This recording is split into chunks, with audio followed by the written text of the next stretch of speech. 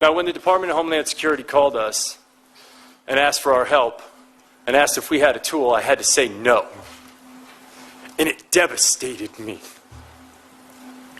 It haunted me. Because for the next 3 months, I had to go to sleep every night and think about that little girl that was still being abused. And the fact that if I built the right thing, we could save her. So that's what we did. We've taken these investigation times of dark web material from 3 years down to what we believe can be 3 weeks. The tool is called Solus. Once again, I won't go into too much detail about the tool, but it's being used by 40 agencies across the world today in beta, and we believe that it's going to yield extraordinary results. And just like Spotlight, it gets smarter and more efficient and more cost-effective over time. The technology we're building is efficient, it works, it's nimble, because traffickers change their modus operandi, and we can change ours as well, just as efficiently, if not more efficiently, as they can. It's enduring, and it only gets smarter with time. We've had the support of companies that oftentimes war with each other, from Google to Microsoft to AWS to Facebook, and some of our other technology initiatives include many, many other private companies. I'd like to highlight one thing in particular, that being the foster care system. There are 500,000 kids in foster care today. I was astonished to find out that 70% of the inmates in the prison across this country have touched the foster care system, and 80% of the people on death row were at some point in time exposed to the foster care system.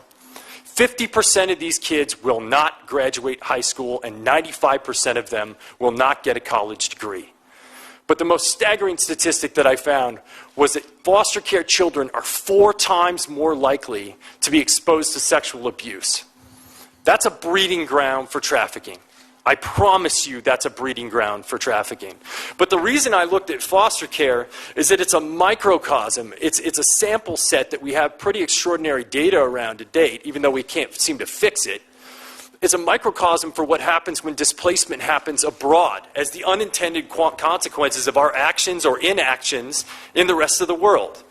When people are left out, when they're neglected, when they're not supported, and when they're not given the love that they need to grow, it becomes an incubator for trafficking.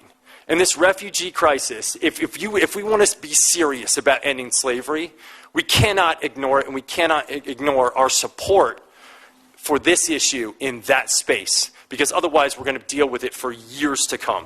The bottom line is, once someone is exposed to this level of abuse, it's a mental health issue. And there aren't enough beds, there's not enough support, and we have to have the resources on the other side. Otherwise, the recidivism rates are through the roof. It's astonishing, because when Maslow's hierarchy of needs are not being met, people resort to survival, and if this is their means of survival and the only source of love that they have in their life, that's what they go for. So we have to address the pipeline out, and we have to create support systems on the other end. It's not an entitlement. It's a demand to end slavery. A victim is most often present at the incident of commerce. And this provides an opportunity for drastic intervention. Whereas in labor trafficking, the victims are being hidden behind the manufacturers and the merchandisers. And it requires an entirely different set of legislation and proactivity and enforcement in order to shut it down. Now, there's a lot of rhetoric that's going on in the world right now about job creation in the United States. Well, if we want to create jobs in the United States, I would ask you to consider eliminating slavery from the pipelines of corporations. Because a lot of that slavery is happening abroad. And if we ask those corporations, under extreme pressure, that if you don't change it, you are going to be penalized.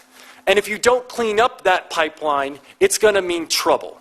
And they're forced with 2 decisions. They can either clean up the pipeline abroad, or they can move the jobs to the United States of America, where they can be regulated and supported.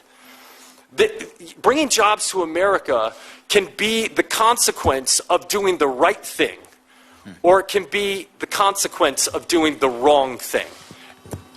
But that choice is up to you. Now, it's not lost on me that all of this disruption in our marketplaces is going to have economic backlash. Like, that is not lost on me at all. But I ask you Do you believe that Abraham Lincoln had to consider the economic backlash of shutting down the cotton fields in the South when he shut down slavery? Because I'm sure that weighed on his mind. You know, happiness can be given to no man. It must be earned. It must be earned through generosity and through purpose. But the right to pursue it, is every man's right.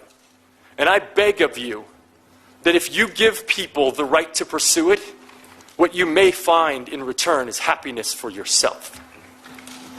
Thank you.